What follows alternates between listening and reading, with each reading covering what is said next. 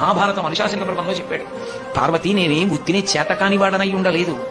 బ్రతికున్న నాళ్ళు అక్కడికెడదాం ఇక్కడికెడదామని పని లేకపోయినా షికార్లు తిరిగి నేను ఇంతటి వాణ్ణి అని గుండెల మీద చెయ్యేసుకుని ఇంత గర్వించి మా ఆవిడ, మా పిల్లలు, మా అన్నయ్య, మా తమ్ముడు, మా స్నేహితులు ఇంతమందిని చూపించిన వాడు ప్రాణం పోయిన తర్వాత ఎండు కర్రల మీద పడుకోబెట్టి తాడుతో కట్టేసి ఒంటి మీద కేవలం అత్యంత చవకబారు వస్త్రం ఒకటి పెట్టి పాడి మీదకి తీసుకెళ్లేటప్పుడు ఆ బట్ట కూడా తీసేసి కట్టెల మీద పడుకోబెట్టి ఇంధనం పోసి కట్ట వచ్చి అగ్నిహోత్రం వెలిగిస్తే తల దగ్గర నుంచి కాలుతూ వచ్చేసి తల బద్దలైపోయిన తర్వాత కాళ్ళు అరికాళ్లలోంచి నెత్తురు ముద్దలుగా పైకొస్తుంటే పెద్ద కాడ పట్టుకుని కాళ్ళు పైకెత్తి వెనక్కి పారేస్తే నా ఒళ్ళు అనుకుని మురిసిపోయిన వాడు కట్టెలలో కాలిపోతుంటే జీవుడు పైకి లేచి చీకటి పడుతోందని వచ్చిన వాళ్ళందరూ స్నానం చేసి వెళ్ళిపోతే ఒక్కడే ఉండిపోయానని బెంగ పెట్టుకుని ఏడుస్తుంటే నేనున్నానని ఓదార్చడానికి ఉన్నాను.